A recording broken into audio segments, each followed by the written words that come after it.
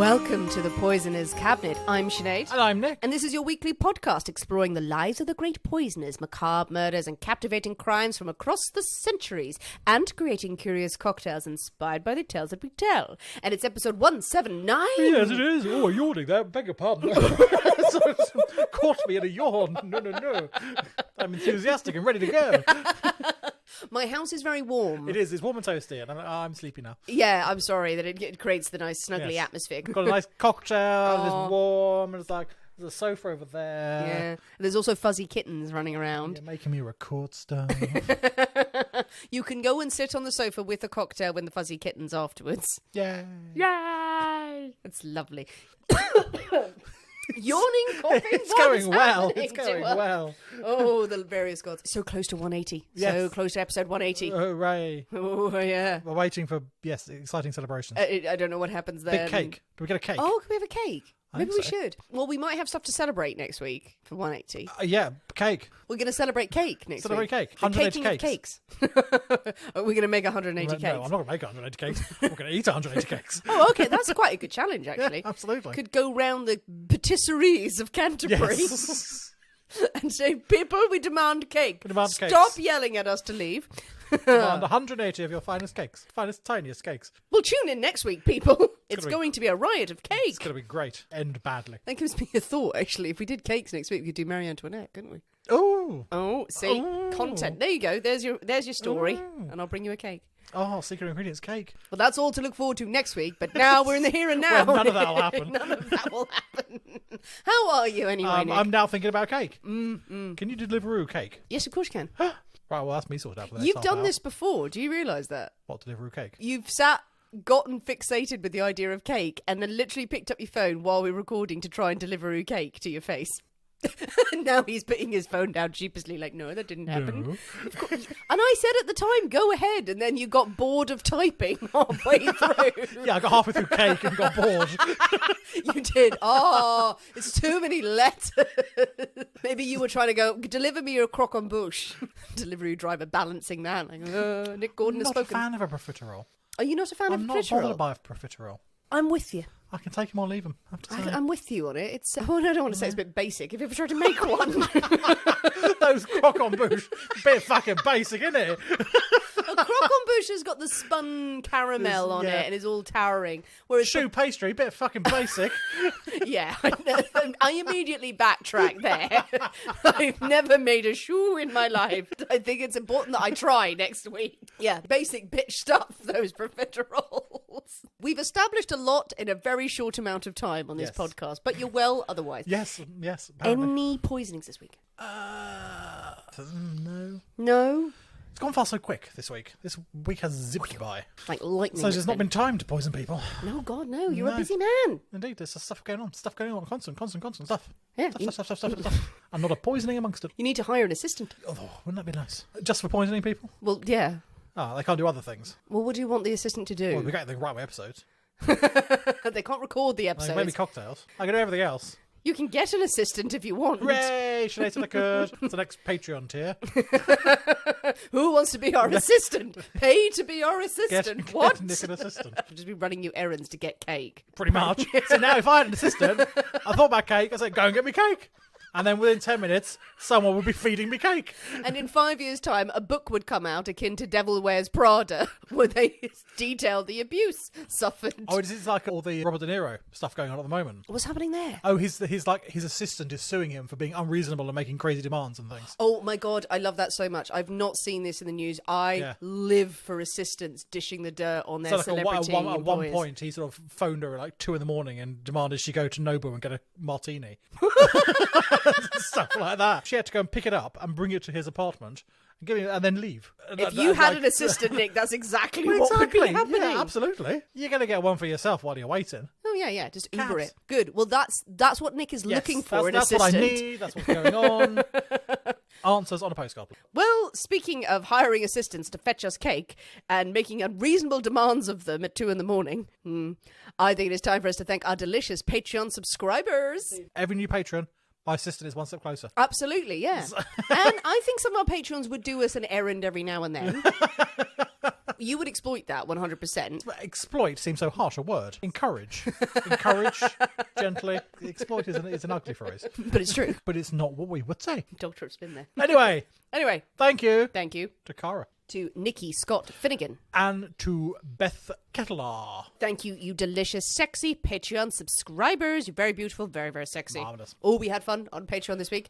We had an unsolved murder. Oh, we did, yes. We did. We had a person who was battered in a hop field. Battered in a hot field. Yes, which is great. But in a bad way. Probably not for him. No. It was an intriguing story, that one. Yeah, a little local bit of murder mystery in Surrey. Indeed. Countryside shenanigans going on. If you want to know what the hell we're talking about, please consider supporting us on Patreon if you don't already. It's a flexible platform that helps creators like us continue. Find out more at patreon.com/The Poisoner's Cabinet. We also have a shout out this week for the lovely, lovely Rebecca Lawrence from her sister Rachel. Rebecca and Rachel are regular listeners of this show. They have supported us for quite a while. We know Rebecca's not had a great time recently, so we are giving her a big shout out on behalf of her sister and on behalf of us. Indeed. Because we love you very much. Absolutely. And we hope you are well and you are safe and you are happy, and we wish you only happiness. So thank you so much for being lovely, lovely fans. Have a cocktail. Well, Nick, are you ready? Oh, God, no. To drink cocktails, talk about poison? Yeah, why not? Or we could drink poison and talk about cocktails. No, what is this? No. I'm not sure where that accent went. Yeah, no, just don't do it again. It was like a voice box demonstration. But, which is it, Nick? Which is it? Which is it? The first one. Should we go with the first one? Oh, yes. Hooray, hooray, hooray. I'm really confused. It is my story this week, and we can't possibly have a story without a cocktail in hand. As you know, dear listeners, every week we choose a secret ingredient that is inspired by the tale that we tell, and it will flavour our cocktail of the week. And this week's secret ingredient is Hollywood. Hollywood. Hollywood. Hollywood. Yes, Hollywood. Tinseltown. Tinseltown. The big H. No, that's heroin. Is that what it's known as? The big H? No, it's not. I don't know. There may be other names. Not familiar with that one. No, but Hollywood, yes, where dreams are made and shattered. I'm assuming we're going to Hollywood. We may be. We are going to Hollywood. Hollywood is the setting for this week's tale. How exciting. But with Hollywood, all the things that Hollywood conjures up, what have you conjured up? Wow. There are a few cocktails out there called like Hollywood and Hollywood Boulevard and stuff like that. And I looked at them and they were boring. Oh, were they boring? So I was like, I suppose there were probably a few that were like Hollywood, ooh, like the shaving. No. Not that I noticed in cocktail form. Good waxing. To be honest. What is it? There's nothing. Yes. This is a distinctly unhairy cocktail. Wink, wink. None of those. Okay. So I've looked back. Back. I've looked back and we are having Greta Garbo. Oh, Greta Garbo. Yes. Marvellous actress. Marvellous. Apparently the fifth greatest actress of all time. It's very good. I just want to be alone, she said. Just want to be alone. Allegedly never said I want to be alone. No. People sort of quote that and do some sort of vampiric accent behind it. People think it's like Marlene Dietrich or something like that. People do think it's Marlena. Yeah. Oh, Marlena had that air about her. Absolutely. Like, she didn't have to say anything. She's like, just don't come near me. But also, the great thing about Greta Garbo, I sort of wish I had her life. She retired at like 28 or something mad. Yes. And then lived the rest of her life in seclusion in a mansion collecting art. And she died in the 90s or something. She did, yeah. Which is like, British. She didn't talk to anyone for like 50 years. Collected art in a grand mansion, living off her millions. I think that's the appeal of Greta Garbo, but also why people go, why don't we know more about her? Because she just did several very, very well received and very well acted films, and then just went, nope. None of that. Whereas Katharine Hepburn and Marlena kind of carried on doing things. Bette Davis, you couldn't keep her down. Marvellous woman that she is. But Greta Garbo, I'm excited. Greta Garbo. Wonderful. I think it is high time for us to skip into the Poisoner's Cabinet kitchen and shake up a storm, so we'll see you in a minute. We'll see you in a bit.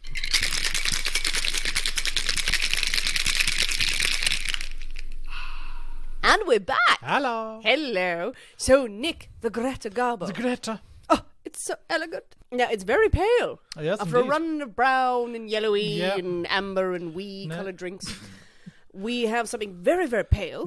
I look forward to this one. Oh, do you?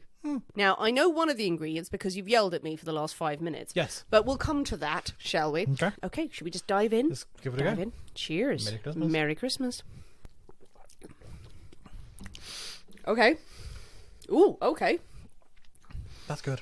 I like that a lot. I do like that. There's something in that, though. There is something in it. There's yes, something I in will this alcohol give business. you that. There's citrus. God damn it, there's citrus. Immediately some aniseed. Is there absinthe in it? There is. Oh no, Nick! It's my episode. The tiniest, weeest of bits. The tiniest, weeest of bits. But you can fucking taste You it. can taste it, absolutely. Oh my goodness me! Right. Well, the ingredient that I know is in there is rum. Yeah. Because I'm storing all of the bottles. Nick said, "Is there white rum?" I said, "Yes, there's enough for whatever quantity he said." And then you yelled at me saying there wasn't quite enough. Because there wasn't enough. There wasn't quite... Well, I'm sorry. I didn't want to pour it out and exactly measure. I did think about pouring it out and exactly measuring it. Then we would have known. Then I we would would have have gone to the shop and bought more. You said you were going anyway. You literally said in a text, "I'll go anyway. We need to restock." Then you actually reached for the rum bottle, didn't you? And thought, nah, if Sinead's got this wrong, it's absolute ammunition. Exactly. It's fun for me if it goes wrong. Fun for everybody. No, that is... You really like that. Okay, like that. so It's nice. rum was really crisp and clean. The aniseed comes through. For some reason on this cocktail, more than others, really aniseed. I would have thought there was Pernod in that. Lime? Lemon? Lime? Pick one. Lime. Yes. Yay! Lime, absinthe, rum. Anything else? Bit of sugar. Oh, is that it? That's it. Oh, good God. Yeah. So it's like a twist on a daiquiri? It's an absinthe daiquiri. It is very becoming of Greta, And isn't it's it? very, very good. Oh, that is nice. I like it greatly. I feel it's desperately dangerous. You're very happy But, instantly. Your fingers are twitching. Annoyingly, we're out of rum, so I can't have another. It's really crisp, and I keep wanting to say Pernod because honestly, for some reason, the absinthe in this is so aniseed forward. And even though there's no aniseed in there's 1/3 of an ounce. That's mad. in But then there. often But we just often do a it's rinse. the tiniest amount, and it comes through like anything. So yeah. But 1/3 of an ounce is a lot for us because normally it's about 1/6 or just a rinse and then we throw it out. So if you're not a fan of aniseed, then this might be confusing for you. But it's a daiquiri, and I a like daiquiri is it. amazing. I like it very much. Oh, you're very, very happy. Yep. Lovely. Well, with the Greta Garbo firmly in hand, we're Yes, taking Greta We're on taking a walk. Greta in the hand. Is it time for a story, Nick? I should hope so. Because we're going to Hollywood. So we've established. Yes. Let me set the scene for you, Nick. Okay. Exterior. Night. Exterior. Hollywood. Hollywood. 1922. A cold wind blows. Greta walks down the street. Blue lights flash. A cat skitters in the shadows, clattering a trash can. No, none of that happens. None of that happens. But we're outside the bungalow of a very famous resident of a very affluent street. And inside this bungalow, a man lies dead. Not just any man. Okay. It is William Desmond Taylor. Oh. Do you know who that is? No. He's one of the most prolific and successful silent film directors Oh. of all time. I'm not familiar with his work. But he lies dead. Oh. Poor him. He's a leading figure in a time of meteoric rise of Hollywood and also at a time of gross scandal in Tinseltown's history. Yes, it is time for a tale of murder in Hollywood. Hollywood crime. Jazz hands, everybody. Now, so many people weighed in when I said Hollywood was the secret ingredient on social media, thinking about all the crimes that are associated with old Hollywood. And we are going to old Hollywood. It's not the one that a lot of people mention, but that is referenced in this story. There's a lot of great old Hollywood crime. So much scandal, and maybe it's a little series within the series that we could run. But back to the crime at hand. What is Hollywood at this time period? So a little background. We are in 1922 when this body is discovered. But in the late 1910s, early 1920s, for those who don't know, this is a time of massive change for the film industry in America. Oh, God, this is going to be a Sinead film episode. So since the late 1800s, and it is back that far... Now we have a year-by-year account of rundown of everything cinema. that happened in cinema. I'm going to give you a compressed history in a Please. paragraph. Please make it compressed. Well, people have been mesmerised by cinema, Nick. You've got Muybridge's horse pictures. You've got Thomas Edison going, I invented it. I invented everything. He did do quite a bit. He did do quite a bit with his kit. It was very important, but he screamed at anyone who tried to use it. But as technology advanced, you've got pretty much anyone and everyone having a go at filmmaking in the early 1900s. So the silent film era, while most of us probably haven't sat down and go, let's watch a good old silent film, you're probably going to have watched Buster Keaton and Charlie Chaplin films. Charlie Chaplin is within this era. You're going to have watched some of the later ones where it got a little bit more advanced. But you've got very important films that were created at this time. And anyone could be a filmmaker. Most of the studios when the film industry began were based in New Jersey, outside of New York. Yeah. They moved to California, better weather. Better weather. Sunnier. Really took off. Talkies won't emerge until 1927 when The Jazz Singer came out, but after World War I is right when Hollywood is kind of born, I would argue. California in particular is a health haven because you've had Spanish flu outbreak and California dealt with it a lot better than the rest of the USA. People decide, hey, movies are popular, and that's what makes some of the producers going, we need to make a lot more money out of this. We really need to set up some sort of system, and it is the beginnings of the studio system. If anyone doesn't know what that is, it's where you have the emergence of what would be known as the Big Five, all of the studios who are churning out films, and they control Hollywood. They literally control Hollywood. You have stars contracted to them. They are making huge amounts of money because from the silent era where you have lots of people who can just make film if they feel like it, you have studios now emerging, buying movie theatres, charging people for distribution rights. They're turning this into the mega industry that it is now today. While this is an exciting time, it's also a worrying time with anyone with a sense of moral decency. Oh, yes, these films you see, this cinema business, scandalous. It will drag us into the gutter. People are making films and they're going and watching films about people, about women who are seen on screen. Oh, no, we can't have that. And villains and heroines and everything and sexual immorality. Terrible ideas. It does give people terrible ideas. I mean, there was, shockingly in the silent era, there's a lot of porn. It's a whole thing which we're not going to go into, but the amount of porn that was produced, and it is hilarious to watch. If you ever get to see a stag film from those days, you're like, this is really graphic and really weird. But that aside... Does it have subtitles? Those flash up. It does! I'm not kidding! Brilliant. Mostly, some of them just go, look, it just happens. This is part of my course that I studied, by the way. I don't just sit down of an evening and go, hey, silent porn. But the emergence of the film industry, because it's money-making, leads to this outcry about moral decency. There's so many people who are calling that we need rules and regulations. We don't want this to descend into moral turpitude. This particular movement was not helped, or was helped, depending how you look at it, by the death of William Desmond Taylor. So, we've set the scene. We know where we are in Hollywood. We know where we are in the film industry. We know that there's rumblings as well. Rumblings in Prussia. But, back to the bungalow. The bungalow that we're on is on the LA thoroughfare of Alvarado Street. I hope I'm pronouncing that right. Very well to do at the time. Around 7:30 a.m. on the 22nd of February, 1922, the police have received a call about a man being found dead in his home of natural causes. Weird to call the police then. Okay, just call the coroner. But fine, fair enough. They arrive. They arrived to a whole crowd of people outside. Wow. Huge numbers of people outside this bungalow and inside as well. Just having a grand old look. Oh, yeah. Everyone is just pouring around, chatting away. The police kind of push their way through the crowd, some of whom look familiar. Did I see you in that film? Did I see you in that? Yeah, there's actors and actresses. All the fucking stars are out on this street. And they've gathered outside this house because they've heard the whispers that William Desmond Taylor, who I'll refer to after this, has died. Inside, the police find studio executives, senior people, actors, actresses, just pouring through his stuff. Just picking over his stuff, going through it, and he's lying dead on the living room floor. Nice. Right, okay, now maybe they're in there, this being 1922, maybe they need to get rid of some bootleg liquor and everything. True, yeah. Studio executives go, we just need to just check all of this. And it's like, oh, okay, fine. Getting rid of all of his silent porn so his mother doesn't find it. It would later transpire that Taylor's valet, a man named Henry Peavy, had found his body.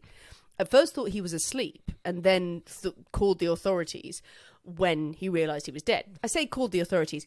He called the studio first. The studio that Taylor worked for.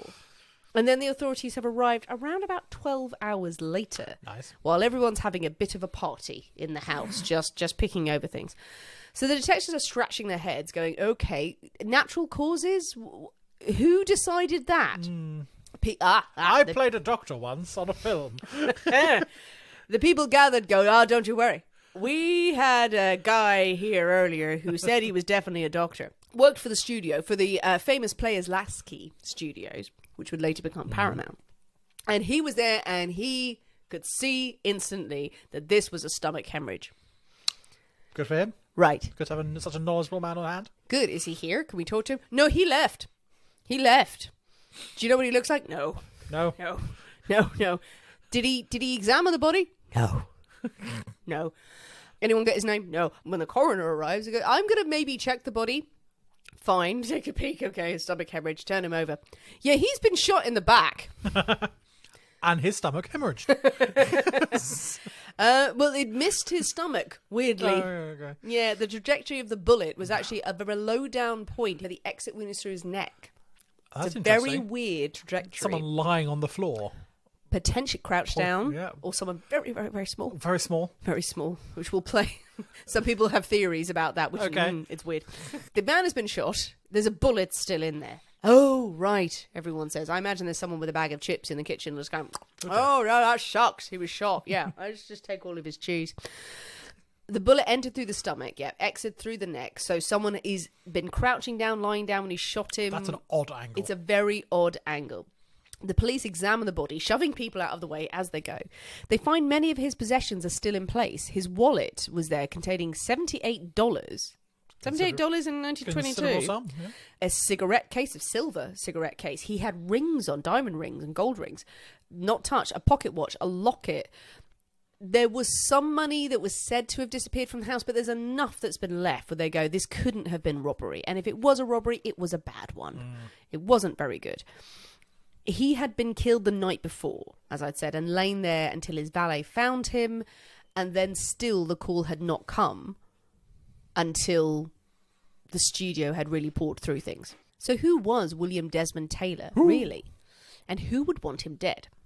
So William Desmond Taylor was known to be a moral, sensible, reliable English-born director who had made it big in Hollywood, upstanding gentleman. But after his death, journalists started pouring through his past and talking to everyone they could to get more information about his story. And it turns out William Desmond Taylor was not who he said he was. Yeah, always. He was born William Cunningham Dean Tanner, and he was born in Ireland in 1872. Now, he came from a fairly prominent, well-off family, but he decided to strike out for America in 1891 and spent a fair few years trying different careers. He worked on a ranch in Kansas. He moved to New York. He tries different things in retail. He eventually has ideas about becoming an actor. Nice. And he has some success. He gets jobs. In New York, he meets Ethel May Harrison, an actress and antique seller who comes from a wealthy family, nice, respectable life. They marry in 1901, and they have a daughter, Ethel Daisy, in 1902. And life in New York is good. They attend parties and social gatherings. They have money behind them, thanks to her.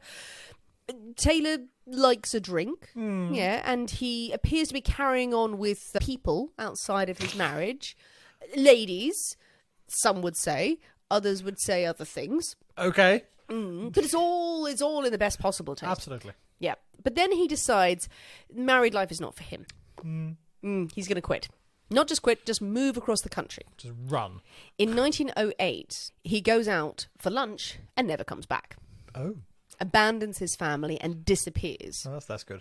This is obviously horrifying for the family. They have no way of contacting him, no way of knowing where he has gone.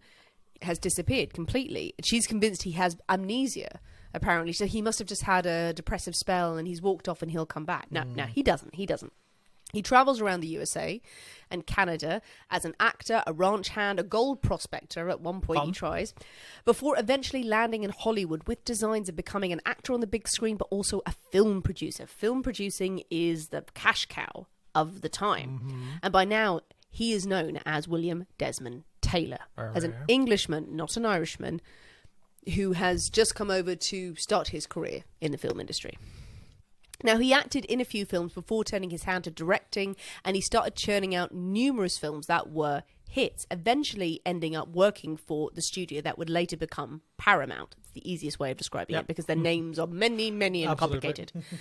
At the outbreak of World War I, he did enlist with the Canadian Expeditionary Force, and he would serve overseas. He actually ended up serving with the British Army in Dunkirk. He did his service. He did his service for the British and was honoured for his amazing service in his return back to the USA in 1919. His star rose even further, an English gent, a war hero. He had ended up directing the likes of Mary Pickford, big actress at the time.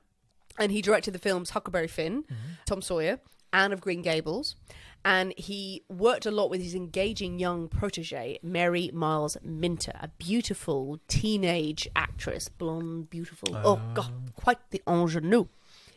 Oddly, Taylor found out during this time that his own younger brother had deserted his wife and children, just like he had done. Oh. Now, Taylor was keeping the fact that he had deserted his wife and that he had a wife and child completely secret. Yes, it's not something you want to advertise, I feel. No. It's not going to do your reputation any good. Absolutely not. There is this report that he'd found out his younger brother had deserted his wife and child, and then he had ended up sending her regular payments to the wife. Okay. I don't know whether that's a bit of yellow journalism later on, or whether that's him trying to twist his story, maybe, that, you know, he looked after his brother's abandoned, his abandoned sister-in-law. It's like, well, what about your own wife? Yeah, well, that's what I was going to say. What about your own bloody family, mate? Yeah, it's this weird thing that's really made a point of, and I think it's probably known in Hollywood that he was so good and kind. It was like, well, what about your wife? But no one knew. No one knew about his wife. No one knew. No one knew. But his wife and daughter would find him again. I'm sure. Literally from seeing him on the screen. It's going to be, that's Daddy. That's what happened. I shit you not. Ethel went to the cinema with her daughter, saw her husband on screen, and turned to her daughter and went, "That's your father." The daughter ended up writing to him because of, you know, several years have passed, and he did reconnect. He reconnected with the family, reconciled with the daughter, and named her his heir. Okay. So, well, he must have had a bit of money. I mean, he did. So yes. He must be not short of a bob or two. It speaks a lot of the reporting and what's covered at this sort of time, that money speaks. Is that, his daughter was his heir, rather than like, I love you and I'll be a father to you. You can have all my cash. Yes. Has that ever changed? Yeah. Again, in a lot of the reports, he reconciled with her. No other information on this afterwards. Yeah, no. He wasn't particularly sociable while he was successful. You know, this is a time of huge parties and excess and a lot of fun. He didn't party a huge amount. He would go out and be seen at the usual events. He had female friends and companions, and there were lots of rumours about his lovers, his lady lovers. He was known to be a serial womanizer. That was put about. Was that entirely accurate? Was it put about a bit too much? Little bit too much, yeah. There are many versions of his story that have been re-looked at over the years, with people going, he was gay or bi. He had a lifestyle that everyone in Hollywood would have been fine with, but publicly it would have been, we need to make not something you want to write about in the papers. 100% not. For that reason, you know, it was really, really blown up that he was great friends with actress Mabel Normand.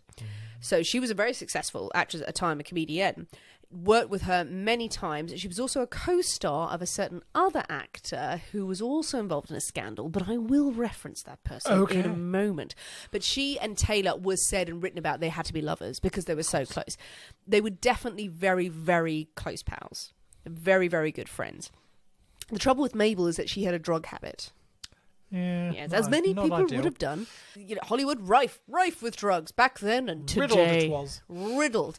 She had a massive cocaine habit and dabbled in heroin as well, apparently. And there were multiple drug dealers on the sets and gangs who were supplying Hollywood at the time. And Taylor had taken steps to stamp out the drug dealers, and particularly to help Mabel, his best friend. Mabel had come to him allegedly at the start of their friendship to say, help me. I need help.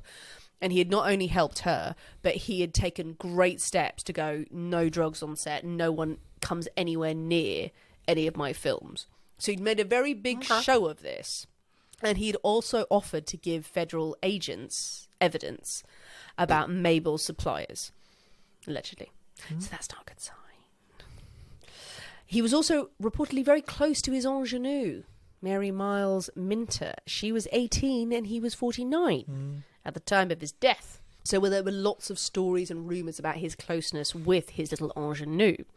But then nothing untoward could have happened with Mary, particularly thanks to her mother, Charlotte Shelby, who chaperoned her and was known to be very fierce in her protection of her daughter. Nice. There was also his old friend, Margaret Gibson, an actress who he had known for years and years and years, to the point where she probably knew a lot about Mr. Taylor and his past. She wasn't having the greatest success at the time of his death. No, she was known to do, the odd acting job here and there, B movies, really, really sort of dredging the barrel, but also little sex work on the side, maybe a little blackmailing. Had a really nice scheme going with several male friends to blackmail some of her male patrons or admirers to get money out of them. And there was also his trusty valet, Edward Sands, who had been hired before Henry Peavy, but he'd had to let go because Edward Sands had been not the best person to have around, really. By 1922, Taylor was the head of Motion Pictures Directors Association. He had a reputation for class, of decency, but in the last few weeks of his life, he was said to be acting erratically. He complained of threatening letters, of anonymous phone calls, of threats of extortion being laid at his door, but he never revealed who was sending these, if he knew. And then there was money missing from his bank account. So that brings us back to the night of his murder, where we must re-examine the scene and look at all of the suspects and Hollywood itself.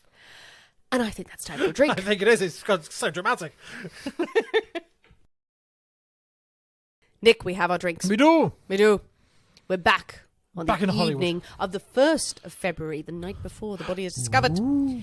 Now, William Desmond Taylor is in his bungalow. Mabel has spent the evening with him. His very good friend, his actress friend. She spent the evening with him. She had come over. They had apparently had a quarrel the day before. They'd had a bit of a spat. He'd lent her a book. She was returning the book to him. But then they'd had a lovely evening. They shared martinis. Nice. They sort of chatted away. They played the piano. They had a lovely night. Put the world to rights, having a grand old time. There was one report said they had orange blossom gin, and that was nearly the ingredient, but then I was, nah. I don't have orange blossom gin. Yes, that's a bit specific. William Desmond Taylor walked Mabel to her car. She had a chauffeur-driven car. Of course she did. He walked outside, said goodnight. They blew kisses each other in the street. Mwah, mwah, mwah. Love you, love you, love you. Wave, wave, wave. This was the last time he'd be seen alive. Short while after he goes back inside, a neighbour, Faith McLean, reported hearing a car backfire. What she thought was a car backfire. She looked outside and she saw a man, a white man. She described looking rough with a big nose, leaving the house. 5'7". She was quite specific about. Okay, that's a very specific height. It's a short man. It's a short man. Was dressed, in one report it was said, like my idea of a motion picture burglar. It's got a big bag of swag and a stripy top and a beret or something. Yep, and a little mask over the eyes. Dead giveaway. Yeah. Now, in different reports of this, she was adamant that it was a man. It was definitely a man, but others say, that she was a bit vague about it. Could it have been a woman? Could it have been someone in disguise? Who was this person leaving the bungalow? People will twist this report to serve their purposes. The valet, Henry Peavy, who was employed, arrived in the morning, finds the body, screams, but calls the studio first. Because this is the protocol of the time. You have to call the studio before you call the police. Yeah. Because Hollywood does not want any more scandal. Absolutely not. Now, do you know why they might not want scandal at this time?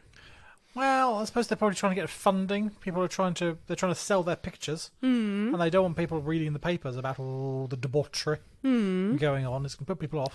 It's less about funding. I mean, obviously that plays a role in it. They want people to go to the movies, and they've got this temperance-ish, let's call it that, movement across America where everyone's saying, oh no, if you go to the cinema and you might see this and you might see this, and there's all these calls for regulation. This would actually spark what would later be known as the Hays Code, which was a very interesting piece of cinema history about where you have regulations about what can be shown on screen and what can't. So censorship, essentially. But there's something bigger that's been going on. Okay. You've got these morality debates that have been really, really spurred on, and Hollywood's reputation has been dented by the trial of Roscoe Fatty Arbuckle. Oh, yeah. Now, this is a famous case in Hollywood.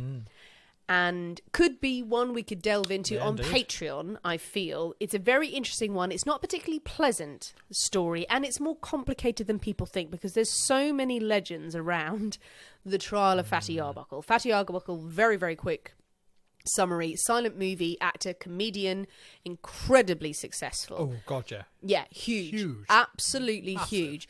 But he ended up at a party one night and would later be accused of the rape and manslaughter of a woman named Virginia Rappe. So a young woman at a party, allegedly he had sex with her, consensual, not, we don't know, and she died later on. This sparked all these rumours about what happened during this time. I'm not going to go into them right now, but there's also, people know the legends around it. It's almost become an urban legend. Absolutely, yeah. It's bigger Yeah. than what actually happened. Yeah, The what stories actually around happened, it is we don't know. All sorts of nasty things. And it's Yeah. not very pleasant. Fatty Arbuckle would have 3 trials. He would stand trial 3 times. The first 2 were thrown out. The end one, he was acquitted. He was acquitted. Completely destroyed his career. Oh, gosh, yeah. And it spurred on all the people who were saying Hollywood is a cesspit of morals. Look at this. Look at this man who has gone out and murdered a woman. Not murdered a woman, but, you know, they would call it that. All of these awful things.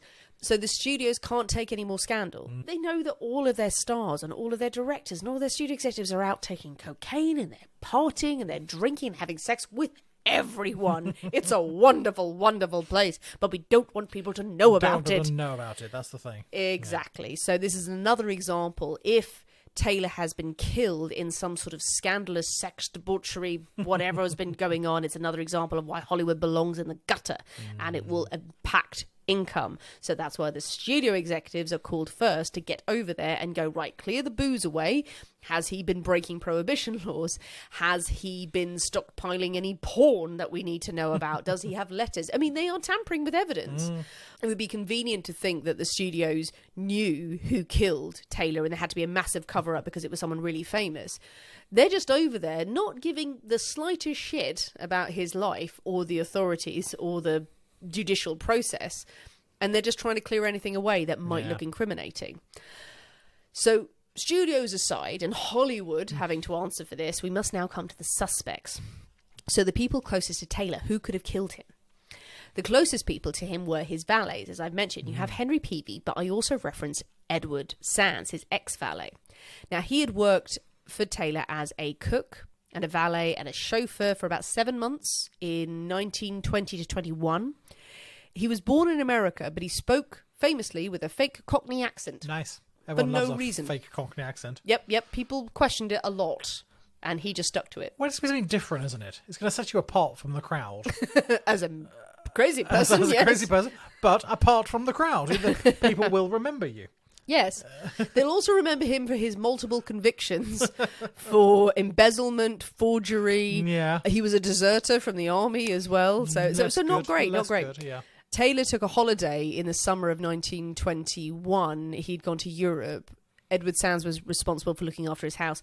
While he was gone, he pawned a shitload of Taylor's possessions, cashed blank checks, crashed his car, and then was just forging his signatures all over town. So, Fantastic. not the best. Apparently, they started off really close and got on very well. Didn't end well. Didn't end well. But after he was let go and Henry Peavy was hired as the valet, Taylor started receiving tickets for the pawn shop from Sands under William Taylor's birth name, William Dean Tanner.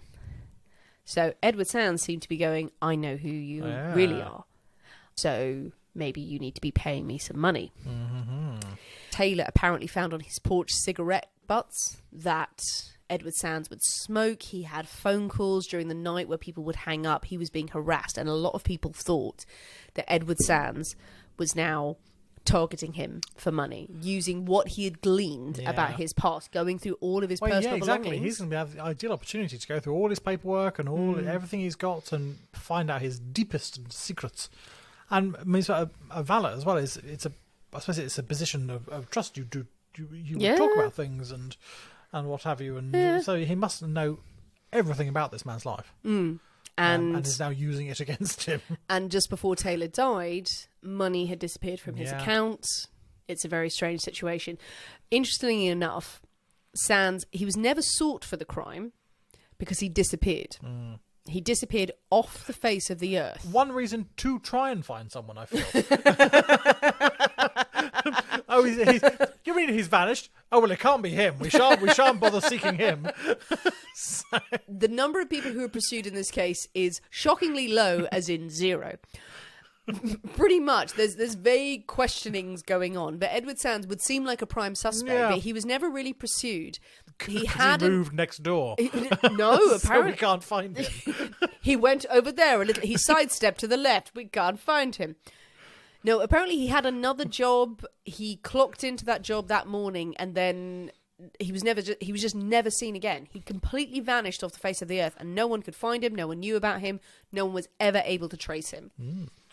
Which makes you kind of think, like, was it him? Did he kill himself? Did something happen? Or like, did he just change his name or just move abroad? Yeah. Move somewhere and change your name. And at that time, it's probably not difficult to disappear. But there were other suspects that the authorities wanted to line up. Now, Henry Peavy, the valet who was employed at the time, who'd found the body. Now, obviously, they want to talk to him. Henry Peavy was a black man. He was a much better valet to Taylor. He was known for wearing flashy golf costumes, despite the fact he never owned golf clubs. But he was there for the look. He was there for there's pictures. There's Brilliant. pictures, and they're amazing. It's just the little cap, the bow tie, that, and the +4s, and the jacket. Big he trousers. looks gorgeous. Fantastic. Love it. I'm out of style. He had his own shady past, but this shady past makes it even more unlikely that he killed Taylor. I think everyone kind of quietly acknowledged this because Peavy was facing charges at the time for social vagrancy and lewd conduct. But Taylor was going to testify in his favour.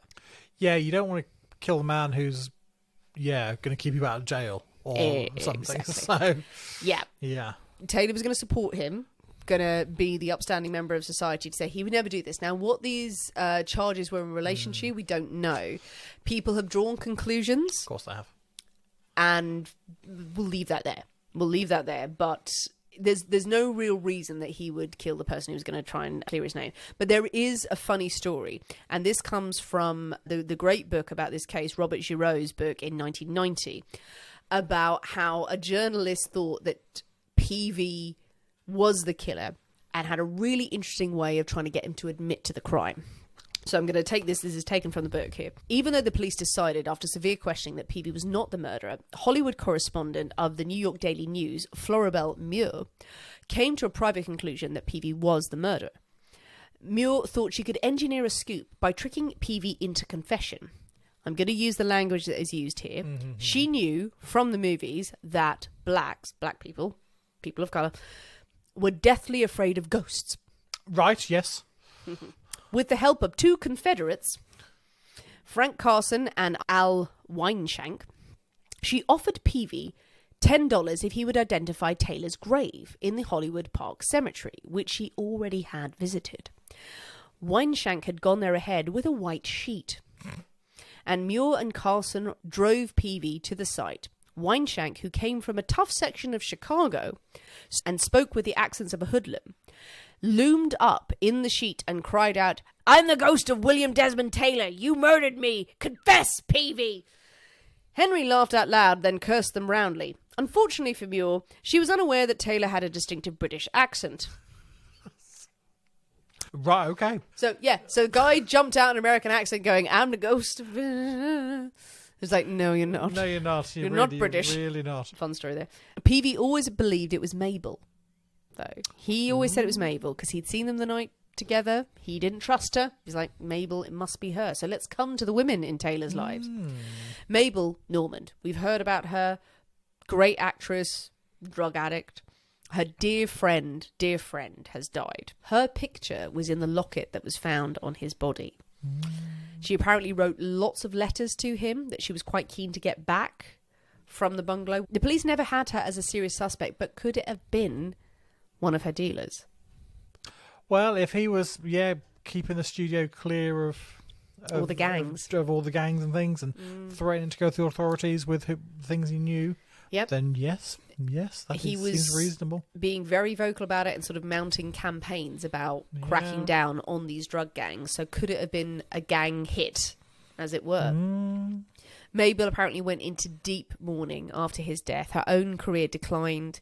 She died of tuberculosis in 1930, and she apparently had asked her friends a few days before her death, do you think they'll ever find out who killed Bill Taylor? Then we come to Mary Miles Minter, the ingenue, the 18-year-old youngster. Was Taylor having an affair with this pretty young thing? It's known to have happened. Yeah. Yep, people being exploited back in Hollywood. Well, according to most sources, it was Mary who was obsessed with him, completely infatuated. He apparently took a fatherly approach to her, took her under his wing, was training her up as an actress, but she thought this was love. She thought they were going to get married. She was convinced that he was the one for her. She apparently snuck out of her house under the watchful eye of her mother, but she would get away from her and run to his house and throw herself into his arms, and he rejected her. He's like, I am too old for you. I'm too old, and I'm also gay. This is not going to happen. Yeah. He once said of her, she's all tonsillitis and temperament. It's great. Right? Like it. But she was convinced they were going to be together. She sent him reams of love letters, and they were found in the bungalow and they were printed in the press. And this destroyed her career. It may well have been that he had a more underhand role in her delusion. We don't know what was going on at this time. Whatever was happening with Mary Minter, was it quite horrible? We don't know. Or was she a young girl deluded? 3 blonde hairs were found on Taylor's jacket when he died. Now, some people think that was because she had come to visit him the night before, or quite soon before he died, and like laid her head on his shoulder. She was quite tiny, he was very tall, and a lot of people have made out the fact that she was quite small and he was a tall man. And you think about the trajectory of the bullet. No, I'm sorry. You'd have to be like 2. You'd have to be like 2 foot tall to get that trajectory from stomach to shoulder. Yes, a few people said she was a small girl. Like, but why? Right? Okay, Yeah. She wasn't that bloody small. She was on her knees, begging for his love. Was this Mary shooting the man who was supposed to love her? Shooting a man who had maybe done something wrong to her? Or was it her mother? Charlotte Shelby was a known figure in Hollywood. The stage mother of all stage mothers, she was said to be. She lived through her daughter 100%. Yeah, I'm getting very sort of like, Gypsy Rose Lee. Oh, yeah. Mommy dearest. Mummy dearest. Yeah, sort of. absolutely. Couldn't take to the stage herself. Her daughter was going to succeed. She negotiated Mary's contract with the studio, got her $1 million. Like, fearsome. And the studios hated her. They hated her, didn't want her anywhere near it because she was so possessive, she was so controlling, she was so demanding. And she didn't like Taylor one bit. Because he was not only, coaching her to be a star, but Mary was in love with him. Yeah. He was taking her away. Her source of income was going to be more taken. likely to be the mother than the daughter. So she'd also, in the past, it was said that she had encouraged her daughter at the age of 15 to have an abortion so that she could continue her stage career. Yeah. And the daughter was not keen on this, but it was like, no, you'll never be an actress if you're a mother. So Mary in love with Taylor, Charlotte furious that her income is threatened. Maybe she's genuinely concerned for her daughter if there's inappropriate behaviour. It was well documented that Charlotte had threatened Taylor in front of people on the studio lot, saying, if you touch my daughter, I will kill you. She had said that to him. And Charlotte Shelby had a gun that matched the very specific caliber of the bullet that killed Taylor. That would help. Yeah. So it's a very specific, small, it's like a 38 caliber gun. Yeah, it's quite small. Yeah, it matched. Shelby told her elderly mother, who was visiting her in Hollywood, going, go back to Louisiana and throw it in the bayou. And she did. Threw the gun away. Yeah, it's looking not so good for Mother Dearest. She had an alibi for that night. A man, an actor named Carl Stockdale.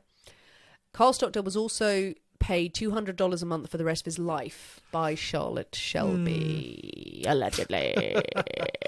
Yeah. She was never charged.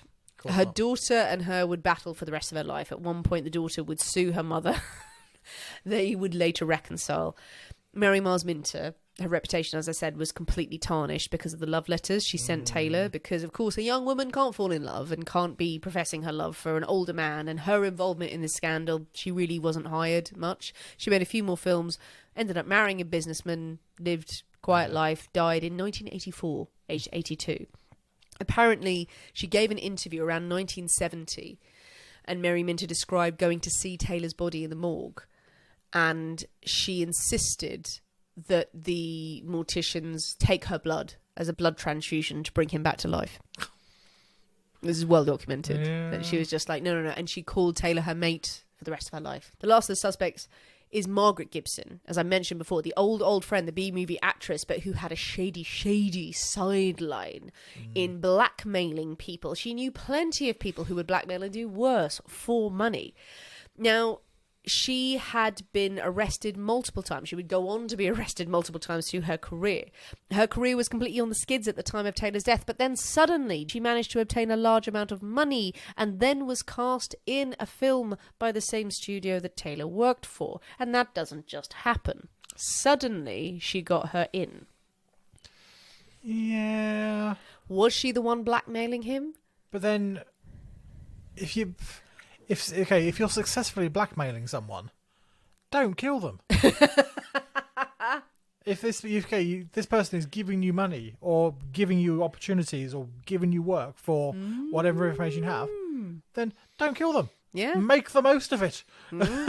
Well, Make maybe it last. that's the thing. It was unlikely she killed him, and for those reasons. But did she know enough that she was after he died, she was able to go to the studio and go, "Oh, it's a shame this man died. So I have a lot of information on him, and you probably don't want that getting out." Yeah, so maybe you set me up. Her career was short-lived. She was arrested again for extortion, but in 1964, she had a heart attack and confessed to a priest on her deathbed that she had killed William Desmond Taylor. Now, people think, was she responsible? Was she there in the bungalow and fired the shot from the ground, wherever it was? Or was she responsible for his death because someone else had killed him? One of the men that she worked with for blackmailing, she worked with her uncle, she worked with a whole stream of people. Did they go in and kill him for money and she felt responsible? Or was she just doing an old deathbed confession to go, "It was me, To get my last bit of fame." The fact is, no one knows who killed William Desmond Taylor. The crime scene was compromised, there was little evidence, and suspects were certainly juicy, but nothing was solid. No one was ever brought in. No one stood trial for this crime. And there were whispers that the police had been warned off, maybe by the studios, by other people. Someone was being protected, or many people were being pushed aside. They didn't want another messy death on their hands. They wanted it all to go away, no matter how it had come about. So maybe Hollywood is the greatest poison of them all. That is the story of the death of William Desmond Taylor. Good story. There you go. Not a story I'm familiar with, but I like it. I like it. It is one of those stories where I was like, oh, let's look into this. Jesus Christ. There's a lot going on there. It's mad that just nothing happened. Nothing happened, yeah. It does show the power of the studios that they had in Hollywood at that time. Oh, yeah. To be able to just control everything. And the bribes and the backhanders that were doled out to the police to look the other way or whatever. Just let this one slide. And it's the reason I gave the context for Hollywood at the time, because we think of, and we'd be right to think of the studio era's heyday in the 30s and 40s. Really was so massive, it's unbelievable. And there are multiple books and films and documentaries written about it. It's so fascinating and juicy. But this time period is just emerging. And the amount of money and the potential for money making in the movie industry is just going absolutely insane. In the space of a very few number of years, really about 10, 15 years, from just the Lumiere brothers and Edison dicking around and people just going, hey, hello. And then suddenly you've got Charlie Chaplin. And then you're not far off from the jazz singer, all of these technological advances. And suddenly it's going to be the biggest thing that's ever happened. And it would only get bigger. Do you have theories about who did it then? Mother. Do you think it's the mother? I think it's the mother. People love the mother Yeah, idea. I It's think- very I dramatic. think it's the mother. Yeah, I think it's a jealous, crazy mother. I sort of lean towards Edward Sands, the valet, because of his disappearance. Yes, that doesn't help. Yeah. I think he was an idiot, Yeah. and he thought he could rob him and get some stuff. Maybe he was lying in wait for him. But the mother, that is wonderful drama. I absolutely love that. Yeah, I mean, I don't think Edward Sands, you think, okay, blackmail would surely be much better if you know all this stuff about him and things, and you know about his previous family and all this sort of stuff and things. Blackmail them, get the money. Yeah. You shoot them. You might get one payout, but what does that get you? It's true, yeah. Whereas the Unless- mother, I think, is just entirely insane, thinking she's going to lose her daughter. Obviously, a woman who completely lives entirely vicariously through her daughter's success. Yeah. If her daughter is taken away, then she is nothing. She loses everything. So she's got a lot more to lose in that way than just a matter. No, my money's on the mother. Yeah, that she just lost it one night and then just shot him. I mean, with the gun caliber matching up with the bullet. Yeah, I mean that's a big thing. And then take this gun and throw it into the swamp. It's kind of crazy that she was never officially properly questioned and then brought forward for that. There was one police detective who would say years later that he had been warned off looking into the daughter and the mother, because the daughter was a cash cow as well. Well, exactly. You know? I mean, you do that, then all it does is just create more scandal. Yeah. So the mother of this up and coming starlet has killed someone because she's mad. But it's still. But it would intrinsically fuel rumours linked that to- there had to been a the sexual studio. relationship. So absolutely. So I'm not surprised they were warned off, because it's still going to create the scandal that they're desperate to avoid. Yeah. And it's sort of in the space of about a week after his death that some of the detectives involved said a week later it had just died. Just like nothing. literally nothing. We were told just back off this case, just leave it alone. But yeah, we don't know. We don't know what was the motive. Well, what do you think, people? Who do you think was responsible for the death of William Desmond Taylor? Do you believe he was being blackmailed? Do you believe that his relationships with all the females in his life was purely platonic and they were all hiding secrets for him? Do you think there was something more untoward happening here? Do you think it was the jealous mother? Do you think it was blackmailers trying to get every last penny out of them? Or do you think the studio had more to do with this than we know? Tell us what you think. Jump on the comments and tell us your thoughts, your theories, your feelings. But most importantly, when you do, you must mix up a Greta Garbo. Oh, you must. It's delicious. Oh, it's very good. It's gone. It's very good, very good, very good. Very tasty. Very tasty indeed. Yes, the rest will be all the way out this evening. So yeah, knock one up. It's great. And if you'd like to hear more stories of old Hollywood, because there's plenty of scandals there, if you have some juicy ones you think we could tackle, please DM us, leave them in comments, send us an email, send a carrier pigeon telling us of their ways. We'd love to look into it for you. If you haven't already, please join us on Patreon and leave us a positive review on Apple iTunes, because it really, really helps our podcast. Thanks for listening, guys. We have been the people inside the Poisoner's Cabinet. We will see you next week. And remember, your loved ones are trying to kill you. For you.